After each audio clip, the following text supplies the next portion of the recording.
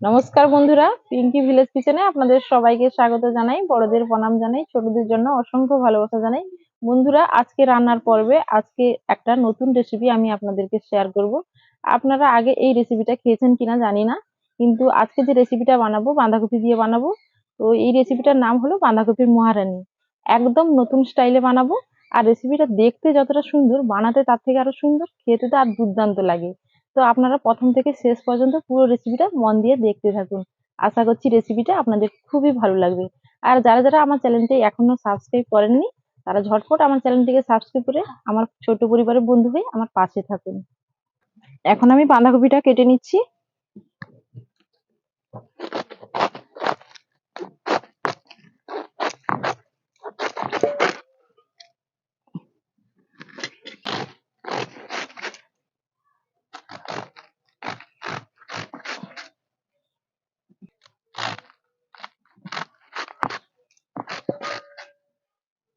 দেখো, এইভাবে আমি বাঁধাকপিগুলো পিস করে নিলাম।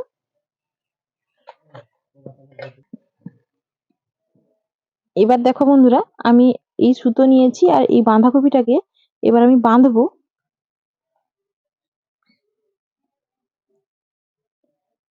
প্রত্যেকটা বাঁধাকপির পিসকে এভাবে কিন্তু আমি বেঁধে নেব।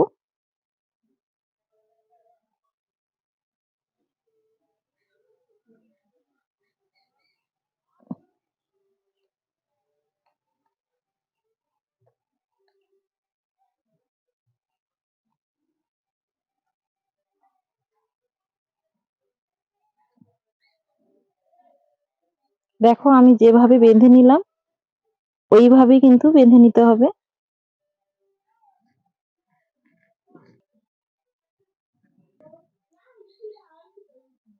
দেখো বন্ধুরা, এইভাবে আমি বেঁধে নিয়েছি সব বাঁধাকপিগুলো।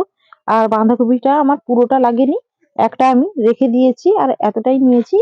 তো আপনারা যদি রান্না পুরোটাই করবেন তাহলে পুরোটাই করে নিতে পারেন, কিন্তু আমি আজকে এতটাই রান্না করছি। আর বাঁধার কারণ হলো, যখন আমি জলের দিয়ে সেদ্ধ করব তখন এগুলোকে পিস পিস করে খুলে যাবে না, এই তার জন্য এইভাবে আমি বেঁধে নিলাম। এবার আমি বাটনাটা বেটে নিচ্ছি। আর আজকে এই যে বাঁধাকপির মহারানিটা আমি রান্না করব, এটা সম্পূর্ণ নিরামিষ ভাবে রান্না করব। তো এটা আপনারা ভোগের রান্নাও করে নিতে পারেন বা নিরামিষ ভাবে বাড়িতে রান্না করে খেতে পারেন নিরামিষ দিনে। এখন আমি আদাটা বেটে নিচ্ছি।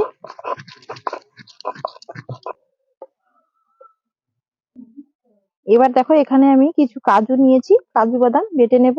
আর এখানে নিয়েছি 1 চামচ চালমগজ আর 1 চামচ পোস্ত নিয়েছি, একসঙ্গে দিয়ে বেটে নেব।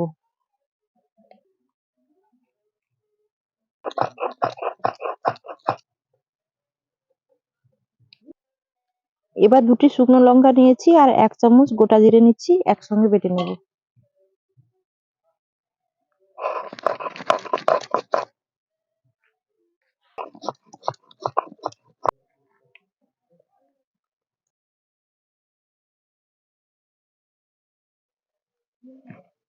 এবার কড়াইয়ের মধ্যে দিয়ে দিচ্ছি জল। এবার আমি এর মধ্যে দিয়ে দেবো অল্প একটুখানি হলুদ গুঁড়ো, লবণ, একটুখানি সর্ষের তেল।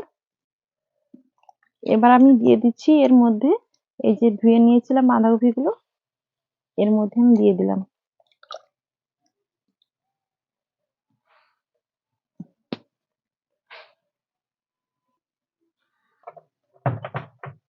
এবার আমি জাস্ট কিছুক্ষণ আমি ভাপিয়ে নেব। আর পুরোটা সেদ্ধ করব না, খালি অল্প খানিক সেদ্ধ করে ভাপিয়ে নেব। এবার আমি ঢাকা দিয়ে দেব। 2 থেকে 3 মিনিট পরে আবার ঢাকাটা আমি খুলে নিয়েছি। এবার দেখো, বাঁধাকপি ভাপানো আমার হয়ে গেছে। এবার এই ছাঁকনি দিয়ে আমি তুলে নিচ্ছি সোজা ঝুড়ির মধ্যে। আর বন্ধুরা, একে একে সব বাঁধাকপিগুলো আমি তুলে নেব। আর ঝুড়ির মধ্যে রাখার কারণটা হলো, বাঁধাকপির মধ্যে যে এক্সট্রা জলটা আছে সেই জলটা কিন্তু বেরিয়ে যাবে, তার জন্য ঝুড়ির মধ্যে রাখছি। এবার কড়ার মধ্যে দিয়ে দেবো সাদা তেল। আর বাঁধাকপিটাকে প্রথমে ভেজে নেব, তার জন্য কড়াইয়ের মধ্যে সাদা তেল দিয়ে খুন্তি দিয়ে একটু নাড়িয়ে নিলাম। কড়া গরম হয়ে গেছে, এবার একে একে তেল বাঁধাকপিটাকে দিয়ে আমি ভেজে নেব। আর বন্ধুরা, বলে রাখি, বাঁধাকপি ভাজার সময় কিন্তু খুব সাবধান, জল ছিটকে গায়ের মধ্যে পড়ে যেতে পারে, বাঁধাকপির মধ্যে যে জল আছে তার জন্য একটু দূরে থেকে ভাজতে হবে।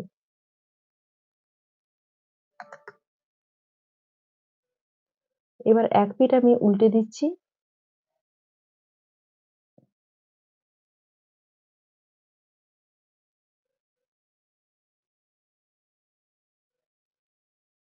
একইভাবে বাঁধাকপি সবগুলো আমি ভেজে নিয়েছি।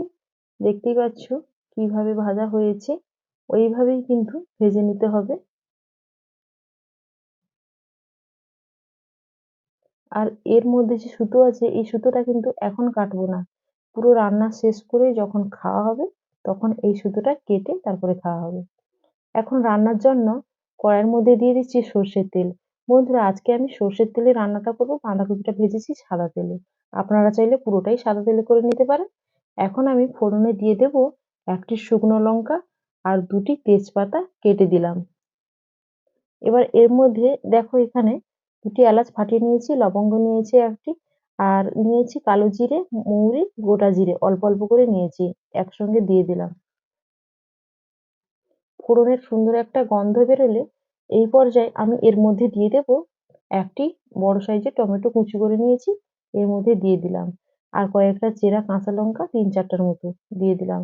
কিছুটা ধনেপাতার কুচি দিলাম, আদা বাটা দিলাম, দিয়ে একসঙ্গে নেড়েচেড়ে আবার আমি কষে নেব। ১ মিনিট কষে নেওয়ার পর এবার এর মধ্যে আমি দিয়ে দেব পরিমাণ মতো হলুদ গুঁড়ো, ১/২ চামচ মতো। এবার এর মধ্যে জিরে আর লঙ্কাটা যে বেটেছিলাম সেটা দিয়ে দিলাম।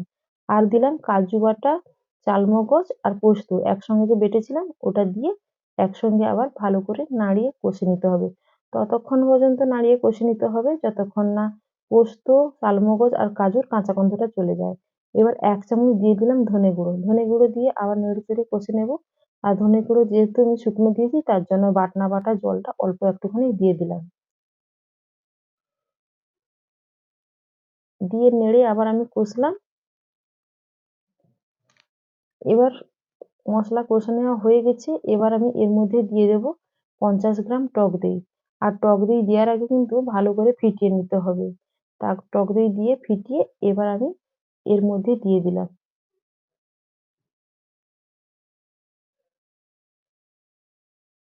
টক দই দিয়ে আবার ভালো করে কষে নেব।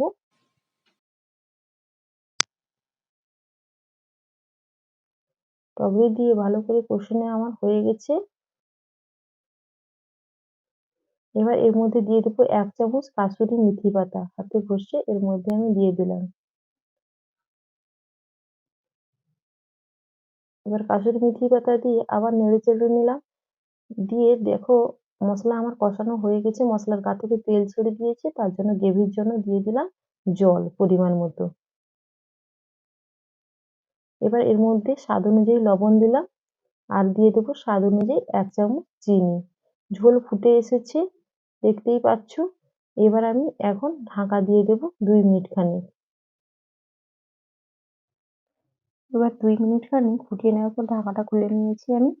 এবার আমি ভেজে রাখা বাঁধাকপিগুলো একে একে আমি ঝোলের মধ্যে দিয়ে দেবো।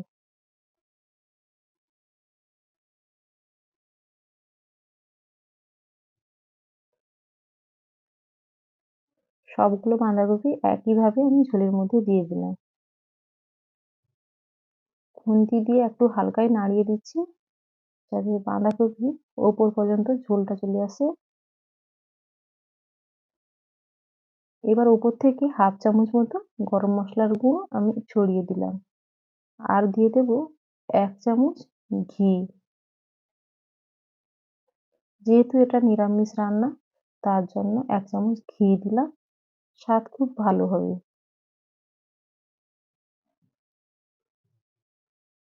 এবার আবারও ২ মিনিট খানিক ঢাকা দিয়ে দেবো। এবার ঢাকাটা খুলে নিয়েছি। খুন্তি দিয়ে আরো একটু হালকায় নাড়িয়ে নিলাম।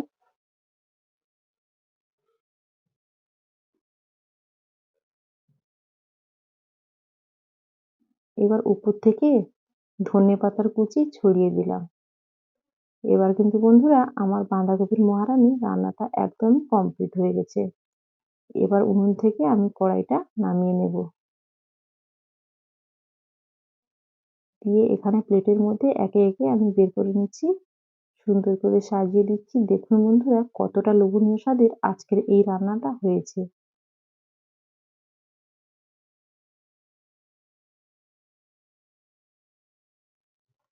এই দেখুন বন্ধুরা, আজকে যে বাঁধাকপির মহারানী এই রেসিপিটা কতটা লোভনীয় স্বাদের দেখতে হয়েছে। আর একদমই মহারানীর মতো হয়েছে। দেখুন একদম লম্বালম্বি ভাবে শুয়ে আছে। আর যাকে যখনই আপনারা পরিবেশন করবে কি আপনারা নিজে খাবেন, তখনই এই যে সুতোটা, এই সুতোটা কিন্তু কেটে দেবেন। কেটে দিলে তখন খাওয়ার সময় সুতোটা একদমই লুজ আছে, বেরিয়ে আসবে। তখন খাবে। আর খেতে বন্ধুরা দুর্দান্ত হয়। আর আজকের এই রান্নাটা সম্পূর্ণভাবে নিরামিষভাবে রান্না করেছি। তো আপনারা চাইলে ঠাকুরের ভোগের রান্নাও করে নিতে পারেন। বা বাড়িতে নিরামিষ দিনে এইভাবে রান্না করে বাড়ির সবাইকে খেতে দিতে পারেন। যাকেই খাওয়াবেন সেই আপনার প্রশংসা করবে। এই রান্নাটা এতটাই ভালো লাগে খেতে। তো বন্ধুরা, আজকের এই যে নতুনভাবে বাঁধাকপির মহারানীর রান্নাটা তোমাদের কাছে কেমন লেগেছে কমেন্টে কিন্তু অতি অবশ্যই জানাবে। আর রেসিপি ভালো লাগলে চ্যানেলটিকে সাবস্ক্রাইব করে আমার ছোট পরিবারের বন্ধু হয়ে আমার পাশে থাকবেন। আর রেসিপি যদি তোমাদের কাছে একটুও ভালো লেগে থাকে তাহলে একটা লাইক করবেন।